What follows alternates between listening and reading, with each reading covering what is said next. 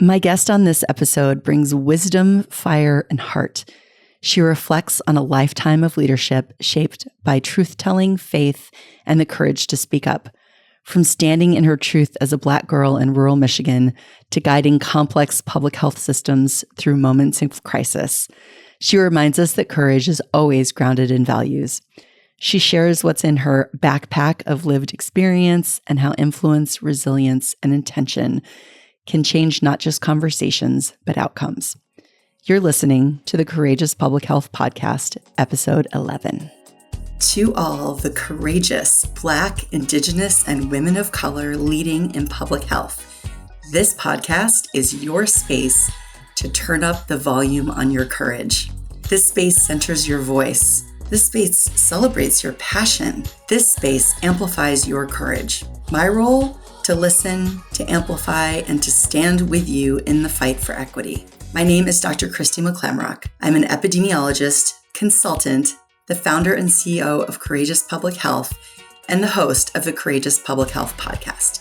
Each week, I have unfiltered conversations with BIPOC women in public health about the challenges you face, the power you hold, and your vision for the future. We talk about the authenticity, vulnerability, and courage that you bring, not just to public health, but to every part of your lives.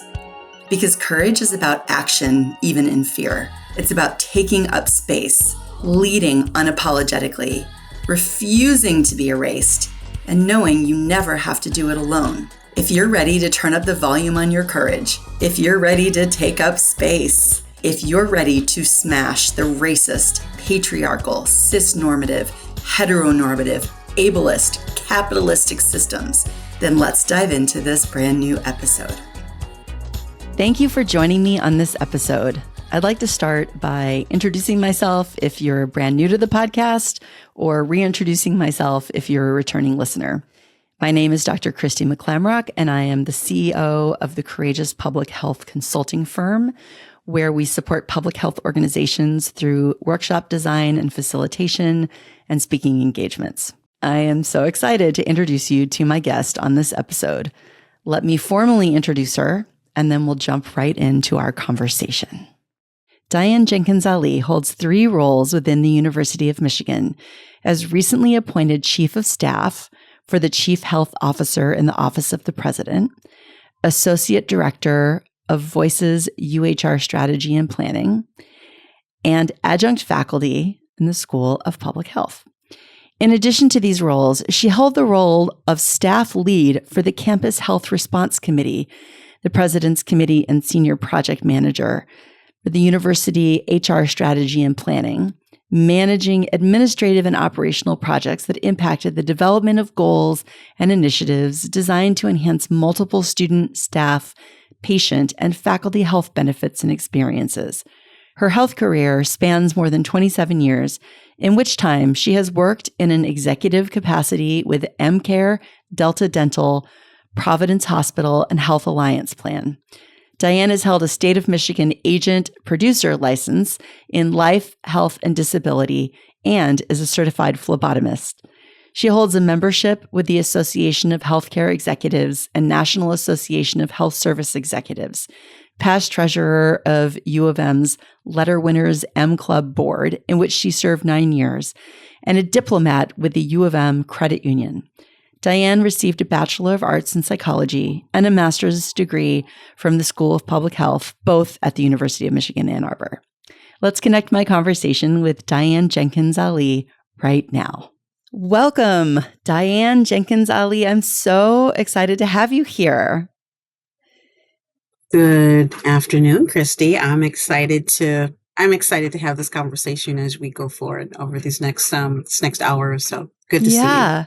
Yeah. And I love that you have, for those of you listening, there's a Michigan M behind your, I guess, there it is, the Michigan M behind you. And I have to just, do a shout out to University of Michigan because I grew up in Ann Arbor and I went to University of Michigan for undergrad and to get my master's. So go blue. Go blue. Go big blue. Thank you for that shout out because I do bleed blue. Yes, absolutely. And even though I live in California, like that has never changed for me. A shout out to our friend in common, Jolynn Montgomery, because she's very special to both of us and introduced us at Yes. APHA. Yes. Yes. Yes. Yes. I can't speak more highly of Jolene. She's just a fascinating person, and to know her is to really understand, you know, how she walks on this earth, looking at with passion public health and infection prevention, and you can just tell it's definitely something that she has given her life and life's work to, and you can see it. And when you see people like that, you got to get to know them. And I'm so blessed that I was able to get to know her. Yeah. Yeah, absolutely. Okay, so I want to start by giving you a chance to introduce yourself to our listeners. Okay, well, sounds like, the bio is already read, so Yep. you kind of want to go in those things around what's not on the bio, right? Right. This And is your so, chance. yeah, part of what also helps keep that bio strong is that I have a strong sense of values and things that guide me. I am a mother and a grandmother. I'm an ex-old track athlete.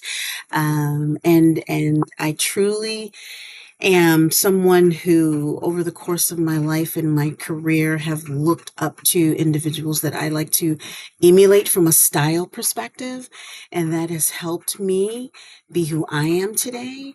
Cliches are there for a reason, but once you really understand the reasons behind cliches, they can help build little labels on in your life. And so with that, I have to say I'm a person who really cares to deeply connect and be able to listen, hear, see, respect individuals for what they bring to the table. So once I can do that, I can see, throughout my career, how I've been able to sort of stay on a consistent path for myself. So, love hard, play hard, work hard, is kind of where I'm at, but go in it and go about things with a sense of core and values and faith. Those are the things that aren't on the resume. Yeah, but are so important and so much who you are. So I love that. Thank you so much for adding that to the information that's on your bio. I didn't warn you that I was going to do this, but you have this phrase behind you on your wall that says "all because two people fell in love," and now I'm really curious what that is about. Is that Yeah, something I I can was ask? I was trying to put up that fake Zoom screen, and then it just didn't happen. So it was Yeah. meant to be talked about, apparently. Yeah. And I will tell you, I have a home office in the basement, and one of the things for me is foundational cores. And what I decided to do was put in the foundation walls of my home affirming words. And all because two people fell in love, me and my husband. We have built this wonderful life, and I've been married for 30 years. I have got children and grandchildren, and, we've built this wonderful home on the foundation of all because two people fell in love and looking where we could grow. So when individuals come over to my house, there's just very few sayings around my house. And this is one that they see, and I get a lot of the young couples, I would say the seasoned individuals understand it, but the young are like, auntie or so and so, why that phrase in the basement? Why not upstairs? And I have to explain to them because it needs to be in the foundation of my walls so that you understand from whence it comes, from whence the love and the connection and the energy and the faith, and it all comes because two people fell in love. I am so glad that I asked. That's such a beautiful explanation of why that's there. Yeah, that's lovely. Thank you. That's lovely. Gotta build it on something. Got to have a true Absolutely. north somewhere. Yeah. And I mean, I'm a huge fan of having words in places where they can remind me of what is really important to me. So the words that I have tattooed on my forearm, my courage, freedom, connection, and kindness, those are my values. And even here in my office, I have the words bestie and ignite. And those were, for the last 2 years, I always choose a word of the year. And those were my words of the year. So, I mean, I'm a huge fan of like words on the wall, words on the body, words, words all around. Because not every day is perfect. No, and you need those reminders. Absolutely. Absolutely. Yeah. Okay. Well, let's jump into the questions. I mean, we've already talked about some really good stuff. So let's continue on here. I always like to start these interviews reminding everyone about the difference between bravery and courage, because I think this is really important. Bravery is taking action without fear, while courage is taking action despite fear. And at least for myself, I know that I'm courageous a lot more often than I am brave. because there is often fear. There is often fear, right? And I just have to push through that. So I would really love to hear from you about some experiences from your life, and it can be your professional life, your personal life, where you acted courageously.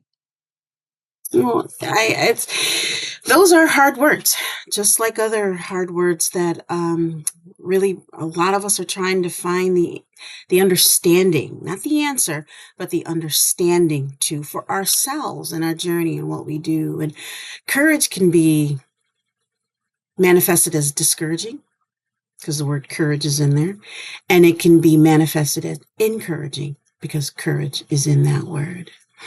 And to me, I'm going to try to talk a little bit about a professional challenge, maybe a personal obstacle as I'm talking. I'm just going to flow with this, but that's kind of what I'm thinking. And for me, it's all about what I would consider courage being the values by which you are standing on.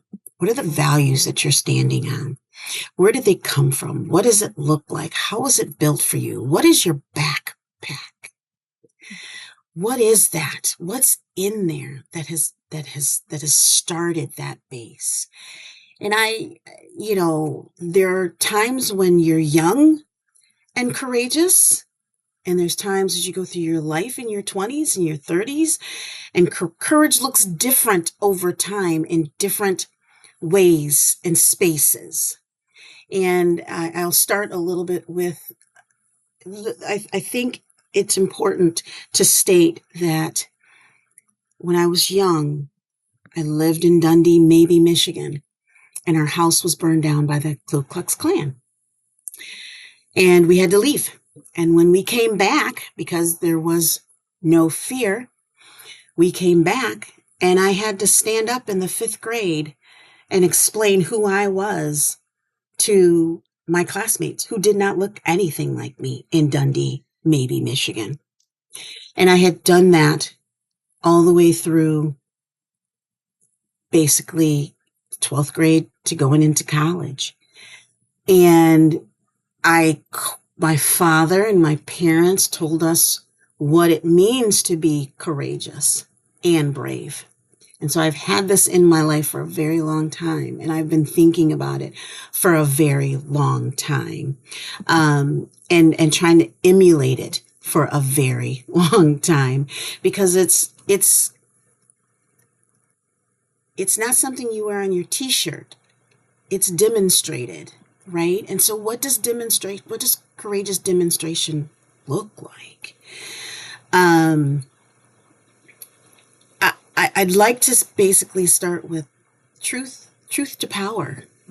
Whatever that power is, whatever that perceived power is, whatever that intentional power over you is, truth to that is always better, whether you're afraid or unafraid, or feeling like you should be discouraged, you should always figure out a way to encourage yourself to do the right thing based on the values that you know are core, that will be for the good of human and yourself and others.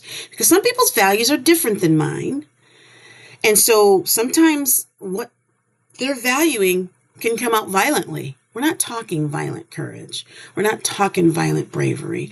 What we're talking is true human connection and trying to get to an understanding.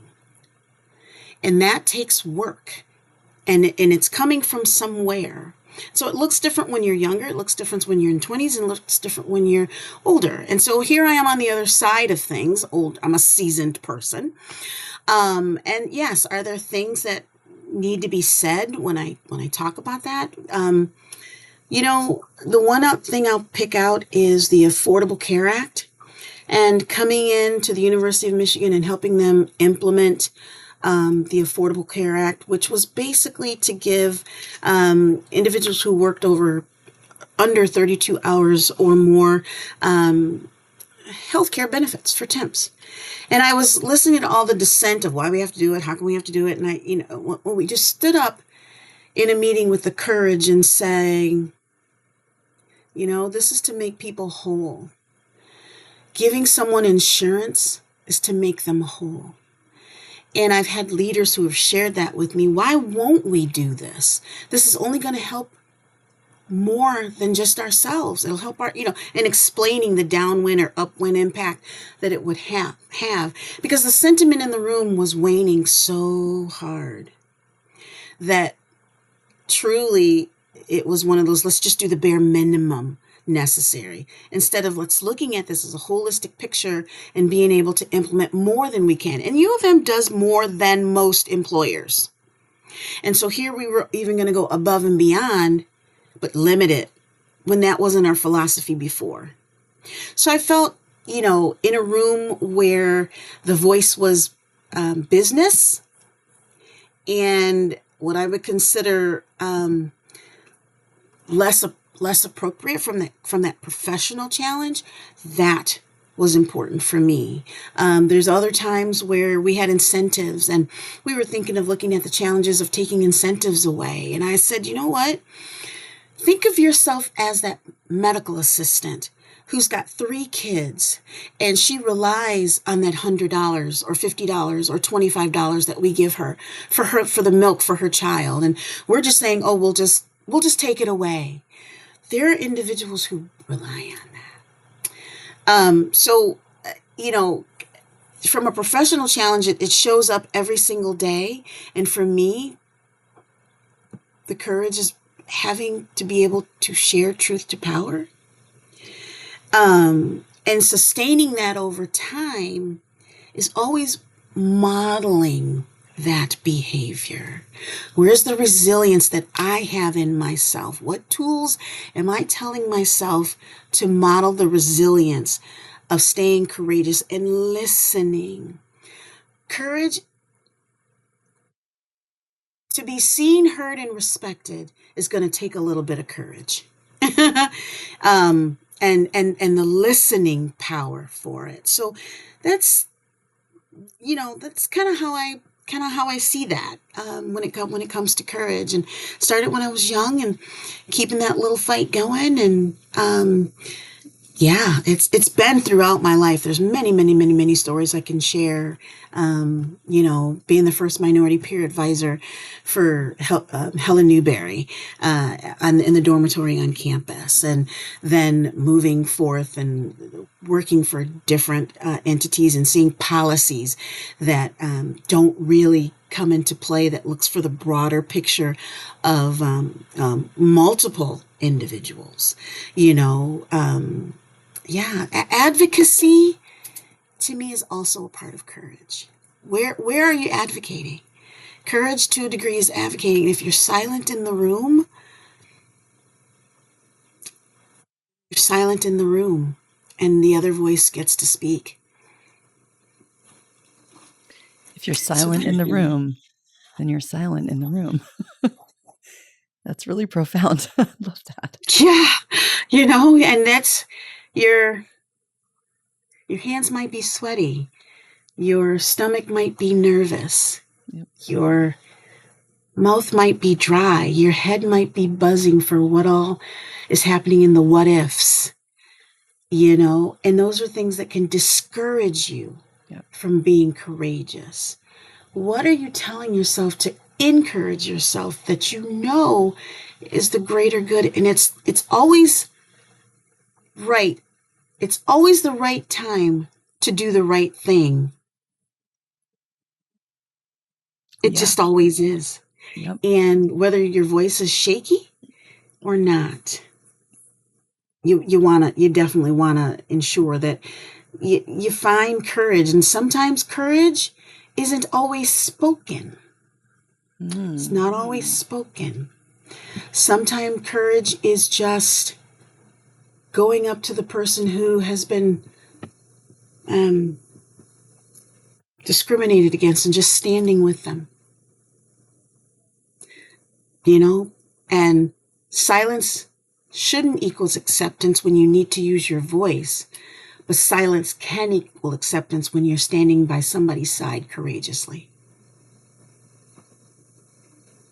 So I just really feel like there's a lot out there that people can see the big ways that I'm supposed to be courageous and show up. But every single day, there are little things that can show you, that can build and mount and give you confidence.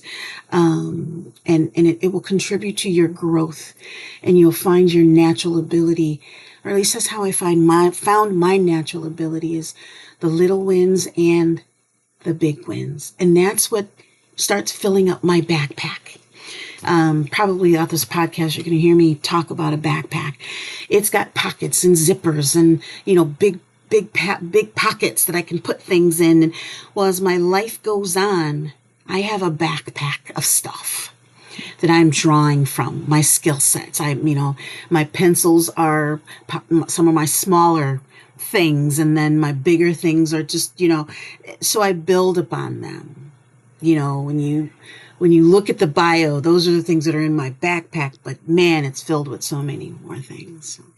I think I've heard that also referred to as like my toolbox, right? Mm-hmm. And I have all of my tools that I've amassed over the years in my toolbox. But I actually really like backpack as someone who, was a student forever, and then was a professor.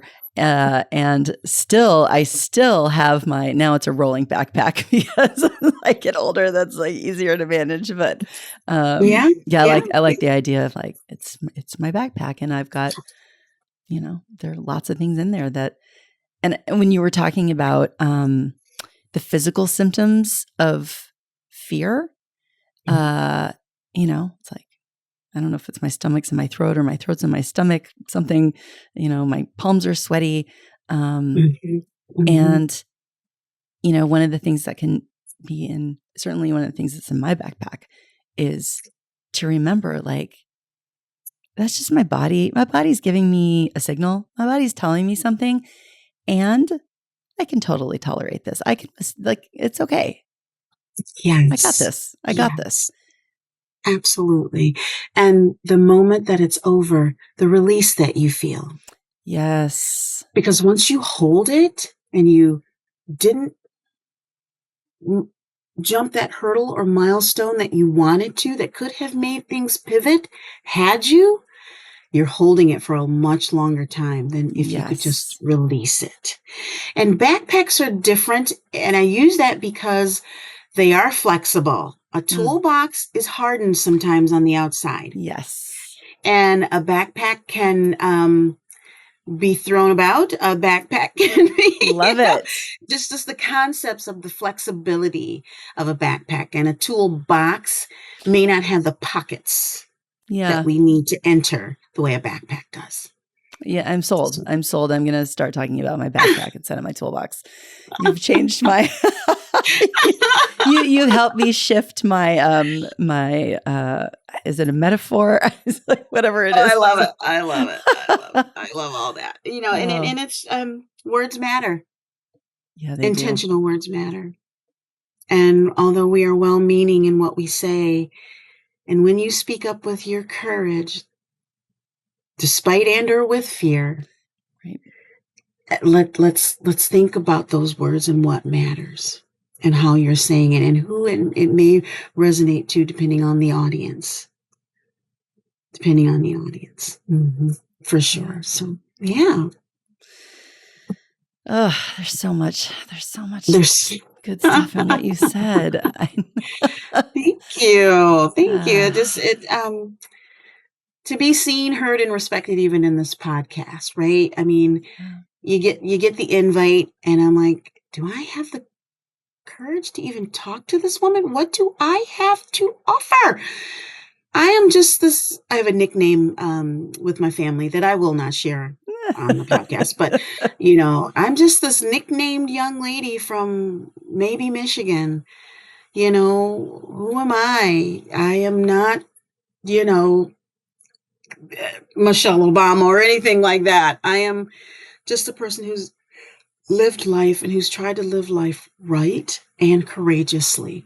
And I've had to do it from a very young age. And it's not anything that I really ever wanted to give up. It's just not. And so again, I had to remind myself, even if it's one person who hears this and they get one thing out of it, then I will have done my job and I will have conquered that, that moment. My hands are not sweaty, but yeah, I got a little bit of my water bottle's not too far away. Yeah. Yes. Oh my gosh. I mean, I'll tell you, you maybe felt some nerves about being a guest on the podcast.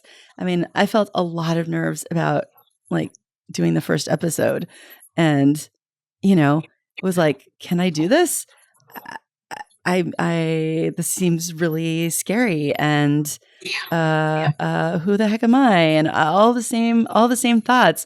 And then it was like, oh, right. I called it the Courageous Public Health Podcast.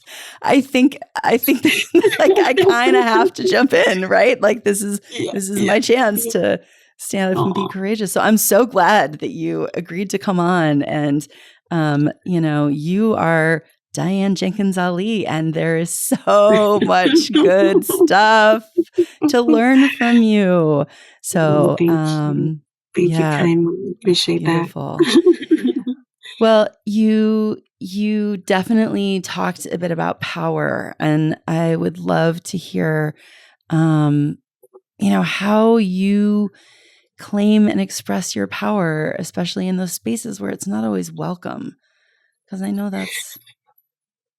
I'm going to start with when I saw that word, I'm going to do a little bit of southernness. I went, whoo-cha. Power. Power can be intimidating. Power can be a number of different things. Power can be electricity and power can be influence. Power can be many things, but I think what we're going for and how it hits me is that I wouldn't use the term power for myself. Okay. Power is the use of tools that one uses to gain influence. It's not a directive. Power, if I told someone, go clean those dishes because the kitchen is dirty, I've exerted some sort of power over them. Versus if I talked about the concept of, we like to live a healthy, clean environment. We really like to stay where there's less germs and there's just less things around us that can keep us breathing well and not, letting things fester and get filled with gook and infection and mold and things like that. So it's important that we keep a clean house. And if you could help me learn what it would take to help you do the dishes, I would appreciate it, because I'm going to go over here and do this. If you can do that, versus saying you must go do those dishes by 5:00 tonight. There's a difference in how that power was used. And so I try very hard not to use power. Power can mean access, but not acceptance. I have gone to the person and they've accepted me as somebody who has maybe some power dynamic in the sense of the word of hierarchy and autonomy. Doesn't mean they accepted what I said. Go do those dishes. But if I can be accessed and accepted, and I've made the environment such that it's comfortable, that it makes sense, I've given the why, I've given the reason, then it's, yeah, let's go ahead and do that. And then after 5 o'clock, we can go get some ice cream. There's incentive and management with it. And so the use of tools to get what you need from someone is influential. So expressing influence is what I see in how I read what you're asking me and what you're saying. And trying to do that in public health. And I sort of talked a little bit about trying to make someone whole and speaking to the room to make them whole. Often I am found in a room with individuals that do not look like me. And I have to listen first. Let people talk. Let me understand. I can't walk into the room as if I have all of the answers. There's not billions of little Dianes in this world. First of all, it would drive everybody crazy. But differences matter. So therefore, my backpack is different than Christy's backpack in a room. And if I didn't sit there and listen to the words that I can connect with, I'm more than likely never going to connect with Christy to move forward with me. And that is the influence I'm trying to have to see for not only an individual's greater good or the population greater good. Success to me is when you've influenced a number of people to be able to move forward together. That's power in my mind. And it's one of those, you don't always see it right away. So trying to claim a space in public health or in my life, personal and or professional. Again, I will say the biggest thing is listening and then responding. What were my words? I heard your question. I see it every day, but how do I turn that over?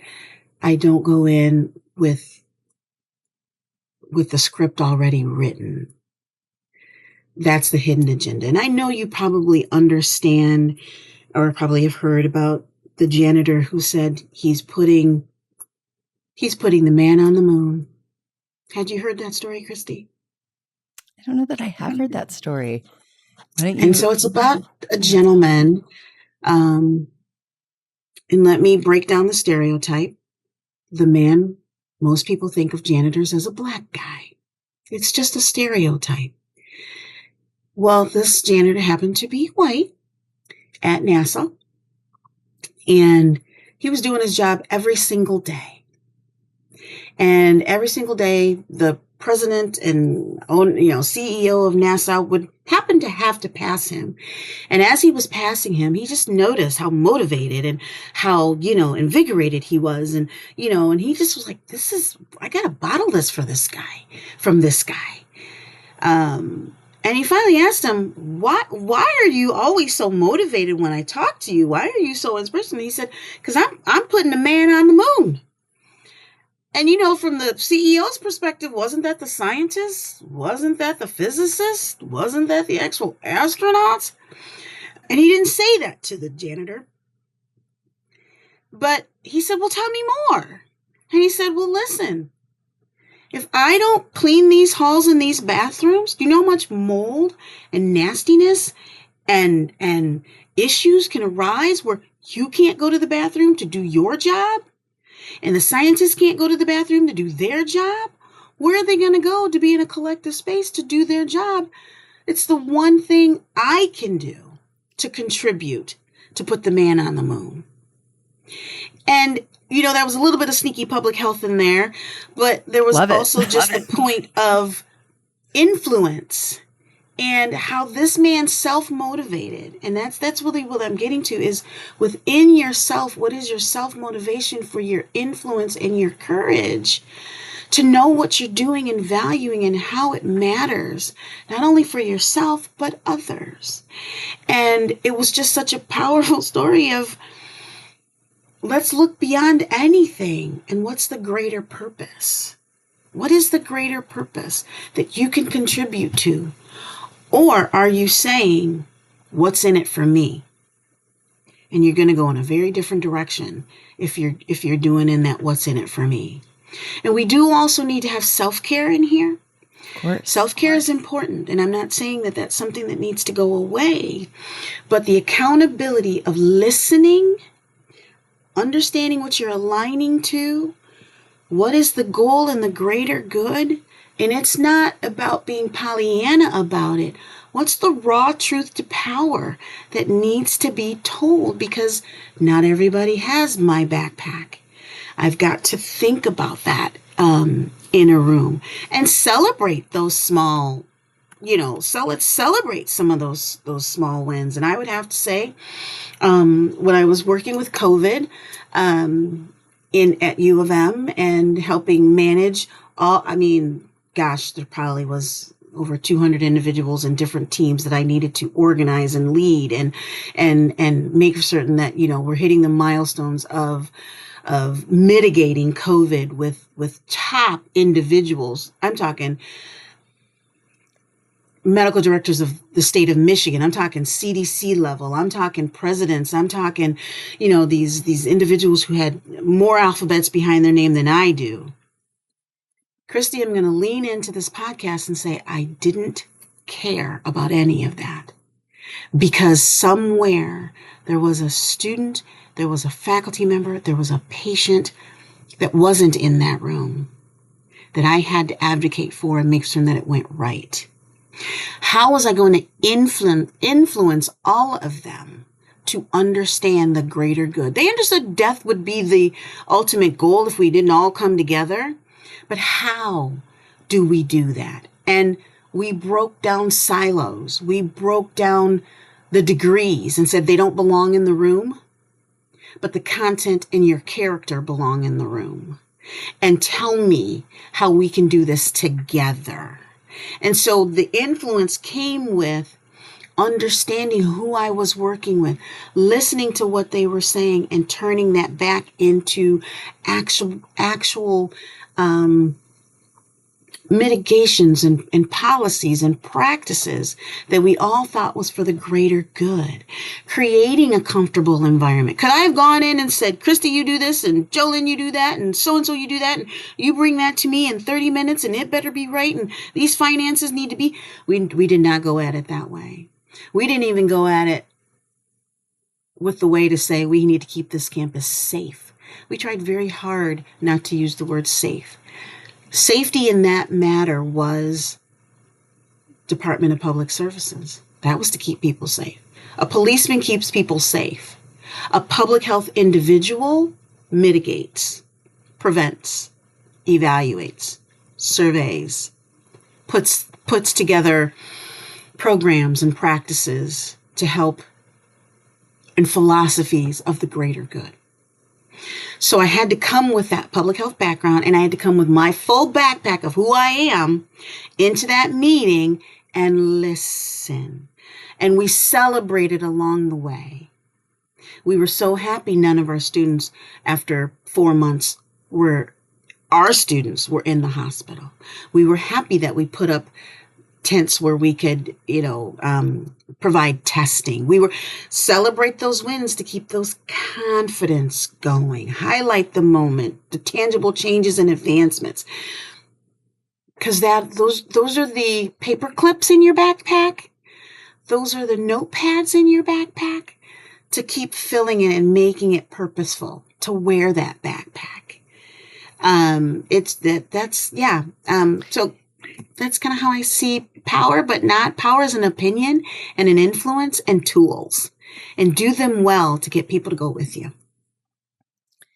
I like the idea that wins are actually part of the encouragement. I love that you reminded us that encouragement has the word courage in it. And the wins, you can use your wins as your encouragement for yourself to keep going. Keep doing the work. Yes. Yes, absolutely. My encouragement after being third, fifth grade and what happened to my family, the encouragement was continuing to get good grades. I ran track, and so I was good at track in Dundee. And I'm just going to brag a little bit. I still have 2 records that stand in Dundee High School way back when. Let's just leave the years out of it for the most part. But I still celebrate that. Yeah. You know, I was strong enough, almost a Jesse Owens moment, and do the thing. Yeah. And bring pride to the school. I didn't go burn down the school because I was angry. I chose a different path to show them the pride they could have. And sometimes people learn from that when you show and you model that by example. So that's yeah. The biggest point here is acceptance. Access doesn't mean acceptance. And I've accessed a number of things, and I've sat at a number of tables where I've been accepted. And I was able to access it, if I've accessed it and didn't have acceptance, it was a different conversation. It's the difference in what you know between equality and equity. We've heard those stories and what that difference means.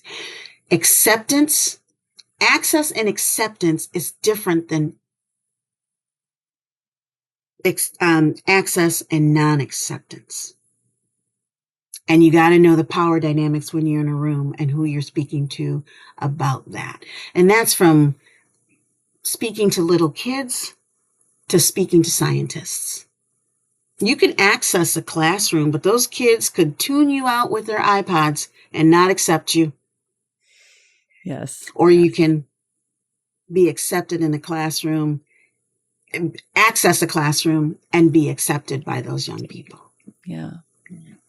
Well, just the concepts of it. I'm really trying to get at the concepts of, yeah, because a lot of sometimes it's cultural barrier, it's SES, it's norms. And gosh, do we love to put labels on things and judge people and do those things. And I really appreciate Isabella Wickerson's caste system. It's a great book. I convinced one of my, I call him a great brother-in-law. He was at my wedding 30 years ago. He's a professor in Texas, and he teaches. I convinced him to read that book, and he teaches from that book now.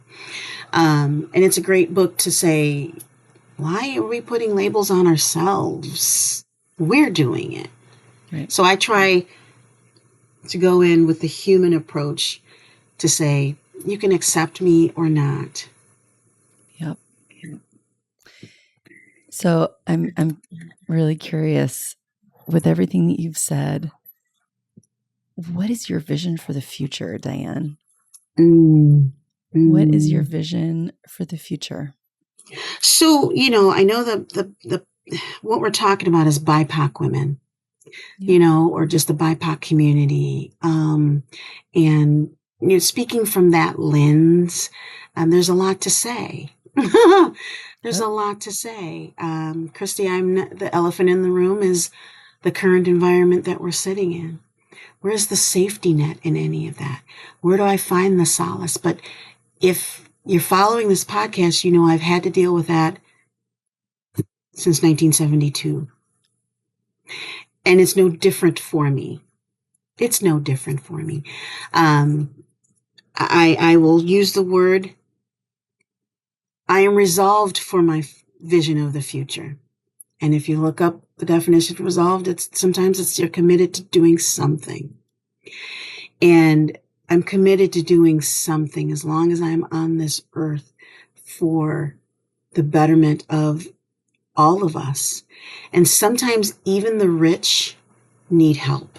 We think they've got it all and they've got this. Sometimes even the rich, and I think of the rich students and the rich faculty and the rich staff, and I think of the rich people, and I also think of the underserved. It's the full picture of not having. So the vision for the future and what I like that's going around in the country is the 8 dimensions of well-being that Michigan has for faculty, staff, and students. And to quote my good friend Jolynn, all health is public health. I have heard her say that. I'll repeat that. All health is public health. Whether it's at the individual level and the 8 dimensions of well-being or the population level for the 8 dimensions. And they look different. They look very different. My financial future looks different for me and how I'm going to make myself healthy with that. How that looks like as far as my choices and economic choices in the public health, I'm either going to help the gross domestic product. I'm either going to purchase with the tariffs. I'm either not going. What I do to help my population is going to look different. So I am hoping that for the vision of a BIPOC woman, that one, we're included and accepted in a room, not to just be the figure token, and that no one ever says, why do you feel you need to talk up in every meeting? Because that perspective is the only perspective that's in that meeting to be had from that backpack of knowledge and experiences. Those perspectives and contributions and innovations can help empower, can help pivot, can help change. The future is unknown. And as a BIPOC woman, I can add to that to help us become better. So my personal vision is to figure out how to influence more people to hear things together and do them together. And the old adage saying is, if I want to go fast, I can go by myself. But if I want to go far, I need to go together. And my personal aspirations and dreams, I feel my legacy has been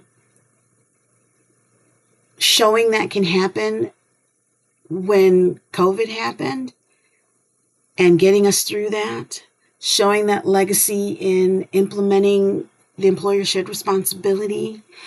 I think my legacy is in raising my children and my grandchildren to look at the world differently. I just had a friend of mine who told me my friend is Caucasian and her Caucasian son is in the 5th grade.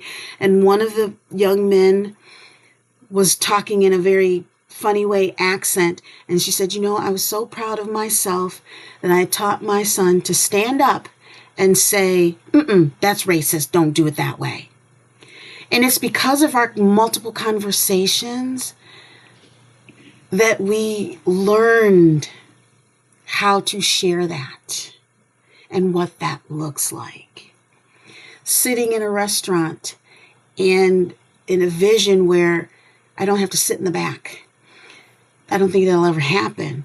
But then the subtleties of not being served or not being looked at and not being acknowledged at a table. May that vision never come true. And I know it's so cliche, but the I have a dream speech is still relevant.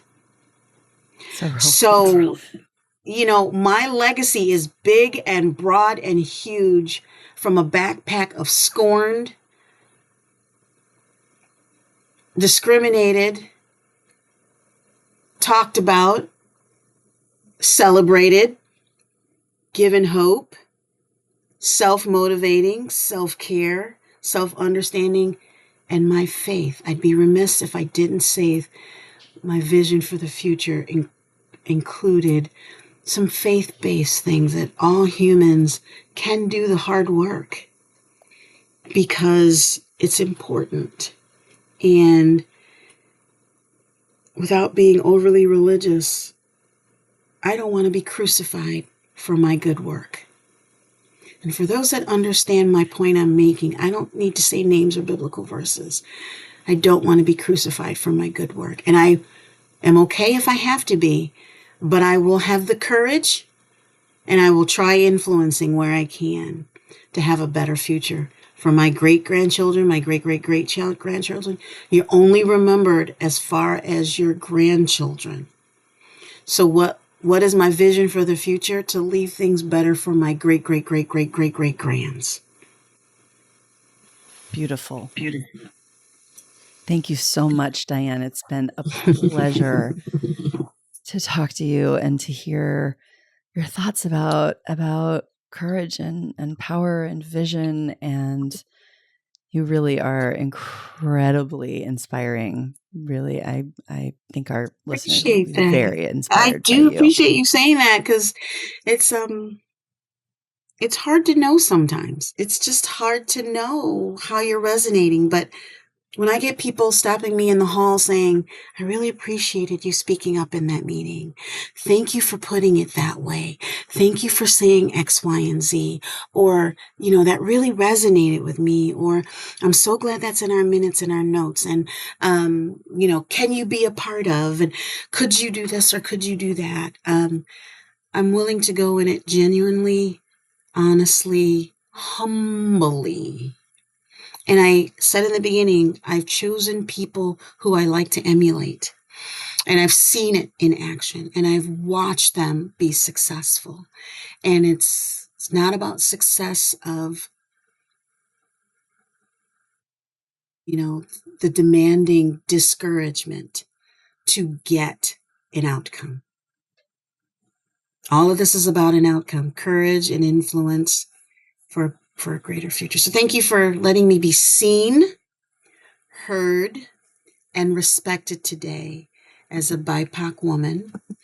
That was very much a part of what I felt, and being able to sort of express some of the things that I've expressed for a very long time. And I will continue to do that because those are the things that I value. Human connection over anything. And has it been perfect? Have I gotten in trouble for it? Yes. Yes, and that won't slow you down. Gives me a little bit of bubbles in my stomach to be nervous about it, but I know what that looks like and feels like, and my backpack's with me at all times. So there's that. Is there anything else I can share or talk about, or I think this is great. Understand with you, and just your smiles on the podcast and your nodding of the head. I'm nodding a lot. Yeah. So thank you. And I hope it all ties together, and there's some good nuggets out there for people. Absolutely. Okay. Thank you. And I hope I didn't sound too cliche, because that was not my point. No, I think that the cliches you're right. The cliches are cliches for a reason. There's truth in cliche. Until you recognize what it's actually saying to you, do you realize why that cliche matters? Yeah. Absolutely. Well, thank you, Christy. I don't know if I said it in the beginning, but thank you for thinking of me and saying yes to Jolynn. And I just feel all the yeses that I've said in my life has gotten me to you. I believe a little in fate, but a lot of in, this is the path and journey I'm supposed to take and share. I will have to say, when I was in high school, in college, I used to say, how do you get to the masses?